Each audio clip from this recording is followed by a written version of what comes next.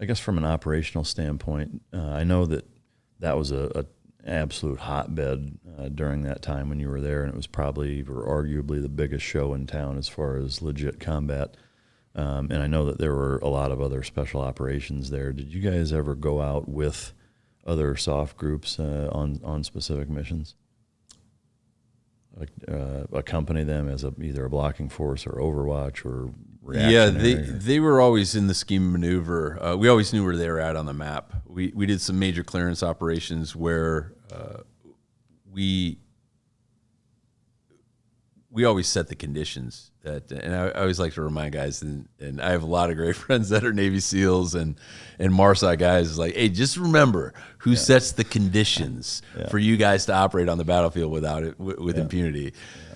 And we did that. And it's all part of a teamwork. Everybody's got their role. Everybody knows what they need to do. So when we would do that, when I am wielding a club with 258 Marines, and I got a section of tanks attached to me, I got vehicle support, and I've got a captain who's a pilot controlling aircraft, we can establish that perimeter and clear in zone and set those conditions where the guys from the SEAL team, that were in town with us, that worked for Task Force 1 and Infantry and the Brigade combat team, we were always in comms with those guys. We always had a great working relationship, and I was always very unabashed to include everybody on my team that could carry a rifle. Yeah. You could be a contractor, Army, PSYOPs, civil affairs group, anybody that wanted to get in the fight.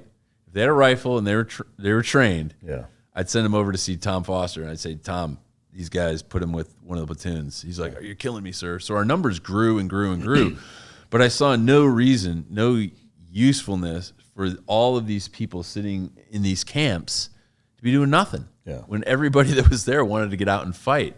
And they were all enablers. They all really enhanced what we did going out there. And one of the biggest ones, aside from interpreters and explosive ordnance guys, were my dogs. Yeah. And I know you can appreciate this. The dog teams that we had were instrumental in, they loved finding explosive stuff. I mean, we had bomb sniffing dogs, so they were always rooting stuff out.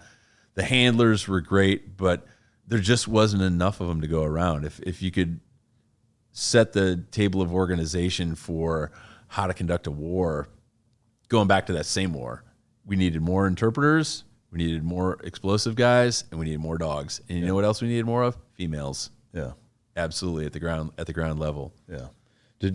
Were any of the dogs dual purpose? Any of them bite dogs, or were they all single purpose bomb dogs? I think they were dual purpose. I know there was one Malinois that we had that he looked as sweet as a pea, man, but if you went near him, he would rip your face off just soon, give you the time of day. I guess, were there any missions that you guys had dogs on that they went out? We never let them off leash, that I recall. Yeah. Under my watch, we never sick the dogs on them. Yeah. We normally didn't there were some pretty close fights, but normally we like to use our weapons. Yeah. But they feared the dogs too. In that culture, dogs are filthy creatures, and they didn't respect them. And I remember on the deployment I had in Baghdad, we had one of the patrol bases we had set up. There was a guard check set up, and the dogs were back there to sniff the vehicles, and there was interpreters there too, and they didn't want anything to do with the dogs. Cultural thing that we just didn't understand. But it got so hot that ultimately I saw the Iraqi interpreters and the dogs with the crates stacked up inside, all enjoying the air conditioning of the little shack that they had out there. So everybody's flexible to a degree, I suppose. But the heat, that kind of heat will force you to do some shit for sure. Were there any operations that you recall that that a dog you would say tangibly saved your guys' lives or any of your men's lives?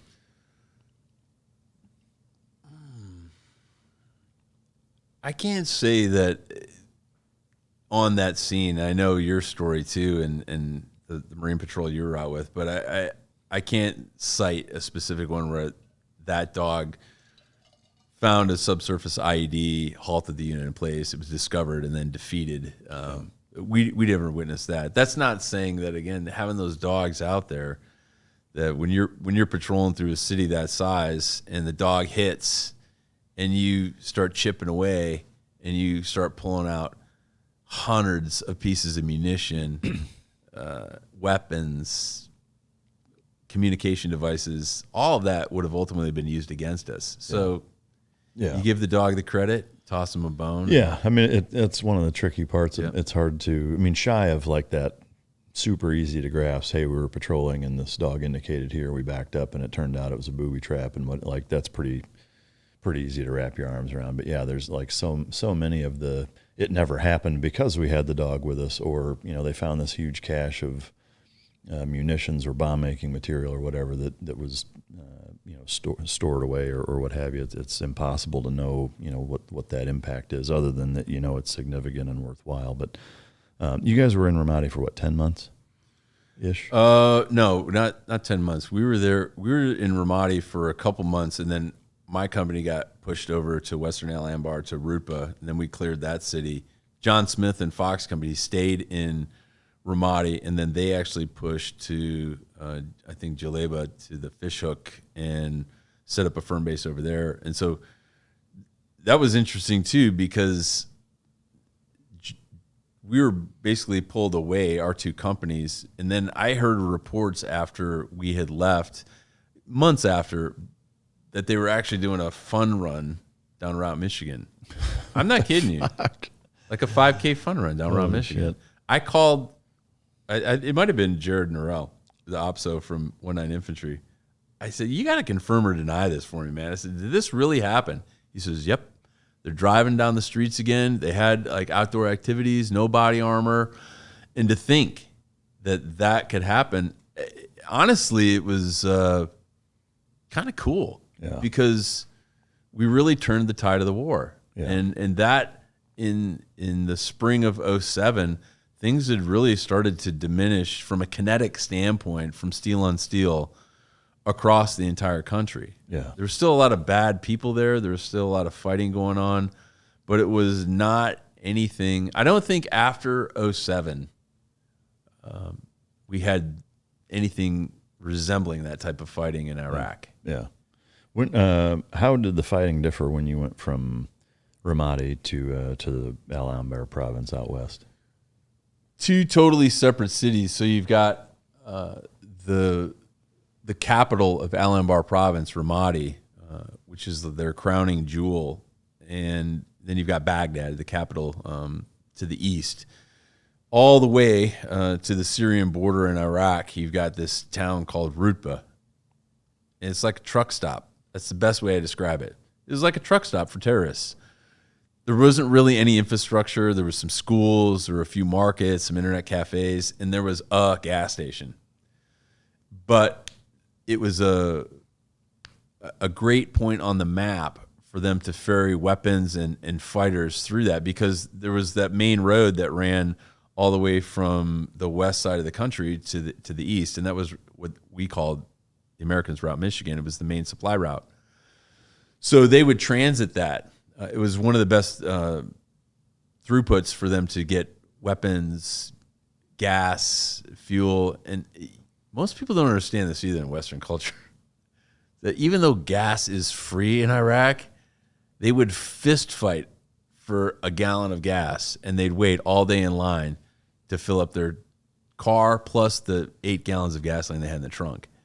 So that transition from the fighting, for the most part, the rules of engagement were different. The command was different that we fought under. I was back under the command of my colonel. But the rules of engagement were a lot more restrictive. We had to use more kid gloves. And then at the higher level too, Mike, there was some political stuff going on where they were wanting to take off the iron fist and slide on the velvet glove and have this gentler feel. That was all transitioning, and we were being affected by that and those decisions at that level, at the tactical level. Yeah. Because what we might have construed as being a bad act or a potential bad act in Ramadi that needed action taken, we couldn't do that in Rupa. Yeah. It was just vastly different. And as we cleared the city, and it was me, and I don't say it wasn't just Echo Company. It was another Marine unit, the reconnaissance unit that was there. Stan Hawk, who fought on my flank, and then other elements from our Marine Recon brothers with the MEU. I developed the plan in concert with MEU Operations Officer Paul Nugent. We executed it, and it took us a little longer than we hoped. We took a few casualties. I lost 2 Marines to sniper fire, killed in action. So, it sounds like, you guys are still mixing it up pretty heavy out west. We did for the clearance, for the initial clearance operation that we had planned, and we went through, and when we owned that part of the city, and we could start going out, interacting with the locals and fighting at night. But once we cleared that city, man, it was crickets. We came in and fought so hard, but it was such a different type of fight. What was the biggest difference? I think figuring out who was fighting us. I think it was a bunch of entrenched fighters or transients, and we could never really get a good read from our intelligence analysts that were on the ground with us, and the PSYOPs and the human exploitation teams. They knew who was out there, but again, because that city was like a truck stop, they were in and out of there all the time. So as we were fighting, trying to clear the city and really stake a flag in the ground for where we wanted to live, and this town wasn't that big. I don't even remember what the population was, but it was tiny. It was a tiny little town, and once we had taken the ground that we wanted to in the buildings that we wanted to set up on and operate out of, it was quiet. There were a few firefights. They'd like to shoot at us as we were out doing daytime patrols, but the war was transitioning to the point where commanders and specialists and civilians were having to do tribal engagements, political engagements with their officials. And I wrote about this as well in the book. It was very galling to me to see these, at times, full colonels and general officers sitting down having negotiations, talking about infrastructure and waste management and educational systems, when this same colonel, and I'm not saying this as no slight on rank, probably had a criminal justice degree like me. Yeah. He doesn't have a degree in civil management or civil engineering or waste management. Yeah. It was just a result of looking again at the administrative level, the strategic level beneath that, not having a real solid plan for this transition in Iraq or Afghanistan for that matter. But what I was seeing in 2007 was senior military officers sitting down with senior tribal leaders or elected officials in these towns talking about these things that were so far removed from what was most important, the security, to bring in the right people to do the right job for the right reason. And instead you have this interaction going on. And by the way, the person he's sitting across the table with, the Iraqi local, probably has the education, the formal education of a second grader by American standards. I'm not saying that to disparage anyone of Iraqi descent or anyone living in Iraq. They're very smart people. They're very steeped in culture, and they're very good at what they can do within their towns because it's all life experience. That's where their education comes from. It's not through a lack of wanting to be educated, but that's what they were dealing with. Yeah. So it was a vastly different environment. But at the same time, we lost 2 Marines, Emilian Sanchez and Andrew Matus. They were young kids, and there was a sniper threat in the town, and there wasn't when we left. Yeah.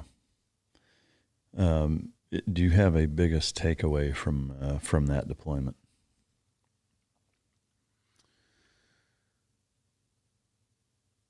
Just be a good listener to those you lead. It's probably my biggest one because we had so many great Marines, again, at every level that I didn't have the entire day to sit and listen to all the Marines bitch and complain or make great idea suggestions. I would have been completely ineffective as a commander if I did that. But I think that I tried to listen, and if I had to go back, I'd try harder.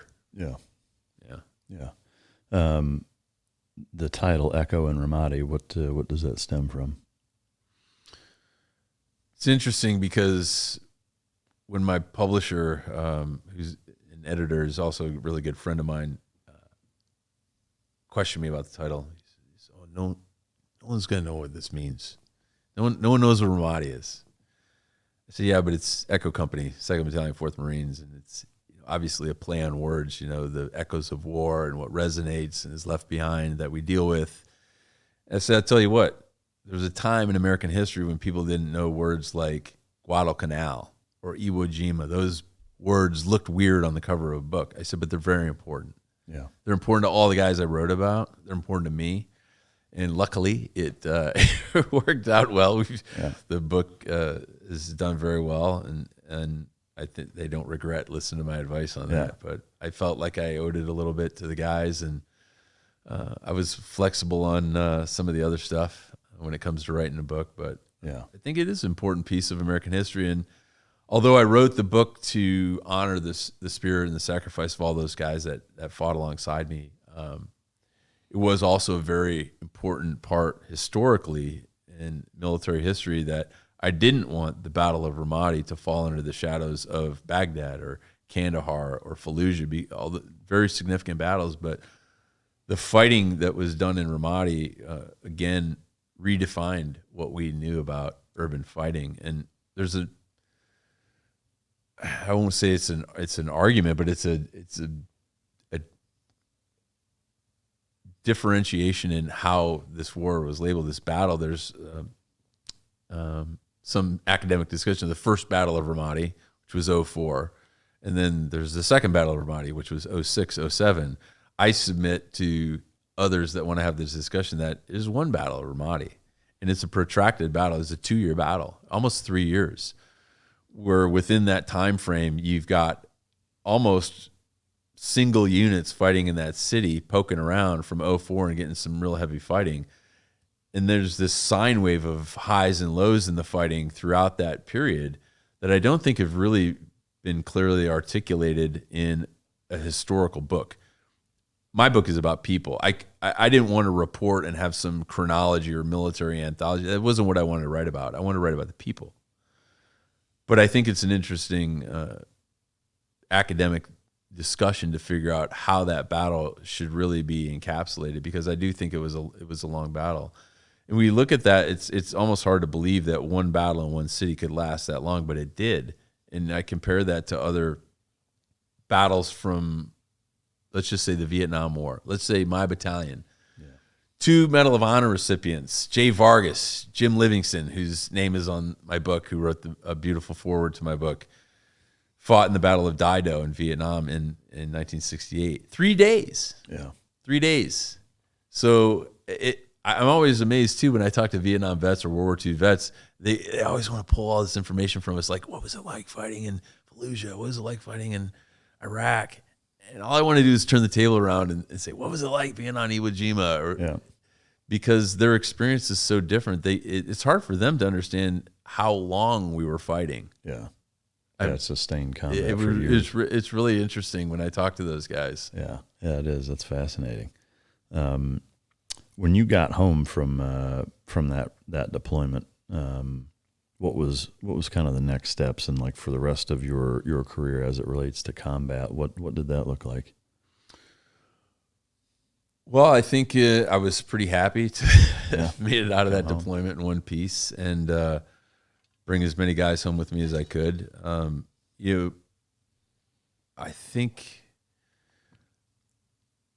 think I did 2 or 3. I don't know how many deployments I did after that, but I was always willing to go back, but I think that, again, the war had changed so much. I honestly didn't really have the desire to. Honestly, I was tired of getting shot at. The romance of all that on the big screen, although it's appealing to some young 18, 19-year-old kids, really lost its luster for me. But throughout the rest of my career, I think that what was interesting is understanding your relevance in the big picture, not only as a leader or in your job field, whether it's EOD or K9 infantry, aviation, whatever it is. I transitioned back pretty successfully, and then went on to another unit as an instructor. Basically, the Marine Corps' version of Top Gun that the Navy has in Yuma, Arizona.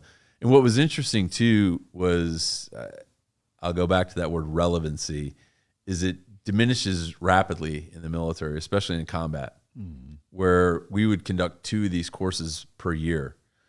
Very elite group of aviators and support personnel that come through, and I was the token grunt to basically teach pilots how not to drop bombs on the guys on the ground. It was obviously a little more graduate level than that, but I'd look out into the audience, and they'd all be wearing their Service C uniforms with their ribbons on it.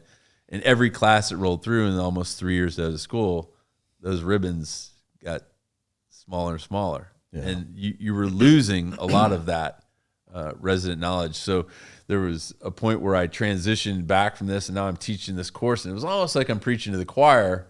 I had a lot of good TTPs as a guy on the ground to teach the pilots on how to control aircraft. But at the end of that tour, the resident knowledge was almost with the entire instructor cadre. Yeah. Yeah. Well, that's wild. Yeah. So you can't use certain terms. The training venues change, how you fight, the weapons, the technology changes, the programs of record or the platforms you use to communicate change. So it's about an 18-month cycle, I think, is what I kind of figured out. That, again, that sine wave of, where is the median? And what really important part of that is that median.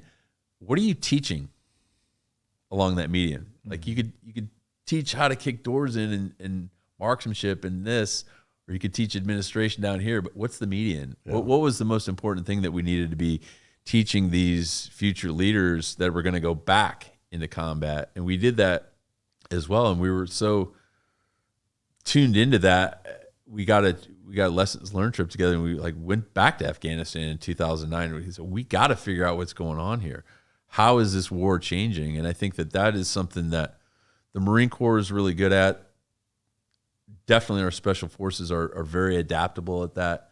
But right now, big Marine Corps, big Army, I think there's a lot of changes right now with technology and what is coming on the horizon. And I'm pretty proud to say that the Marine Corps has a plan with their force development plan, and they look at least 7-8 years ahead of that, and they plan for that. And I think that there's a lot of criticism in the service branches, the Marine Corps especially, with what senior leadership is doing as far as reshaping the force, how they're managing talent to keep the right people in the right jobs for the right reasons. But I think that improvement's great. But no one likes change. Yeah.